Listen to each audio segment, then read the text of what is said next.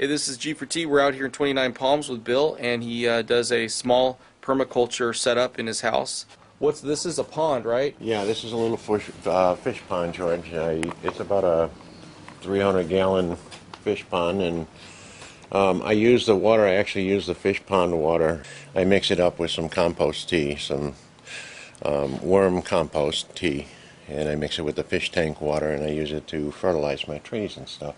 And how many gallons is in that pond? It's about 300 gallons down there. It goes about 3 or 4 feet underground. This is an almond tree.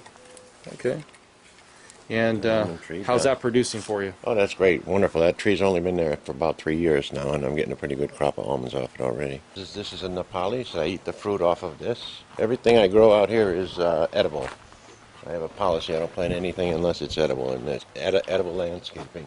These I haven't put in yet. There's a couple avocados. This is a lime tree here, a apple tree I just put in this year, a cherry tree down over here. This is a wildflower garden, which is not up yet. I put this in for the bees so they have something to feed on. This one here is an apricot. And how do they do out here in the desert? What do you have to do to make sure they thrive? Not a lot. You got to keep them watered. You got to protect them. As you can see, I got wire around all the trunks to protect them from the rabbits and the rats from killing them from eating the bark. But you can see that one, if you do a close-up, there's a lot of apricots on it. There's that gives me hundreds and hundreds of fruit every year. And you use horse manure as the manure? I do. Because that's very cost-effective? I use a mixture of horse and llama manure. Okay. I put any kind of organic matter into the soil that I possibly can. That's what that pile over there is about. Okay. This is all sage, and this is goji berries. Oh, wow. Which is... This is all broadleaf sage. There's some Mexican sage in here. I grow aloe. Like I said, everything, again, is edible here. I eat the aloe. You even have some stevia I tasted, which is amazing. Yeah, that's stevia that's coming up, and some chives here. Down over here, we got rosemary, a bed of rosemary. That's everywhere in California. Yeah, it is. And it's a really good herb for you. It's really good for your health. Peach tree, this is a dwarf peach. So you almost have too many fruit trees. It's for one guy. Yeah, I end up giving about 80% of my fruit away. So that's a myth of you not being able to produce enough of your own food. Oh, absolutely. It's a total myth.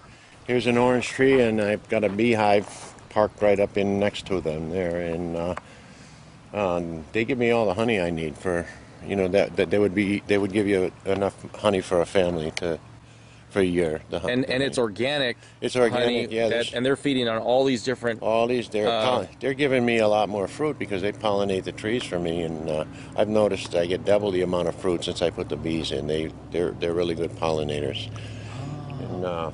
And the honey is not going to have any pesticides on it. No. It's not being used in monoculture. That's right. It's getting all the variation of all the different herbs and fruits that you have in the garden. Exactly. I don't use any chemicals or pesticides here, and I don't need to. Nature takes care of itself. So the honey actually has super medicinal uses, because you told me that it actually healed someone from a severe burn. Yeah, it's a very severe burn that traditional antibiotics could not take care of, and the honey did the trick by putting it on the wound. Honey is antibacterial, antiviral, and it also does not, it's non-perishable. It doesn't go bad. They found honey in the pyramids that was still good. And I think there might be an opportunity when you get settled to market this type of honey, because I haven't heard of this stuff, it's not widely available for people. It's organic. They feed, organic as much as it can be, but I don't use pesticides or chemicals, and my bees are thriving. They're very happy here, and it's not a monocrop. I mean, and that's the nice thing. They have something to feed off year round.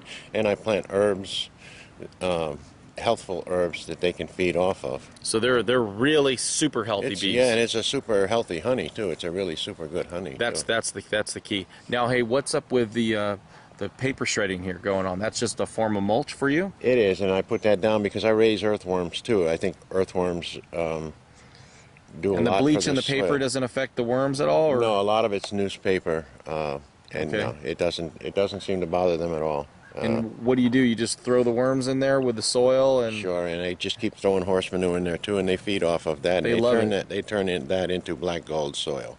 Black gold soil. That's what I call it, black gold. Okay, that's better than horse That's- manure. when the worms are done with it, they turn it into something that's Do you have to turn it, or you just pretty much just no, throw it they, in there? they take care of it in a month. That you won't see any of that. The worms will have devoured it, and they'll turn it into nice black soil. Oh, it won't even be white anymore. No, they'll devour it, and they'll turn it into worm castings.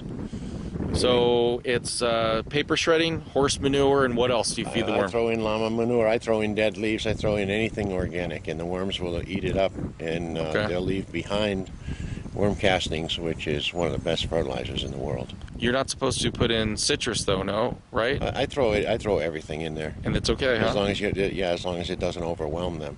I Okay. throw in everything. And this is an orange tree here, as I said. That's an orange.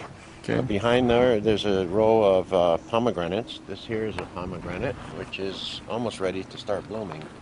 How are those? You're not able to eat all those, are you? No, actually, I only ate a fraction. I only ate about 5% of what grew on this one tree. I actually had about 400 or 500 pomegranates on this one tree. And using horse manure, of course. Using horse manure. That's Okay, right. great. And what's all this over here?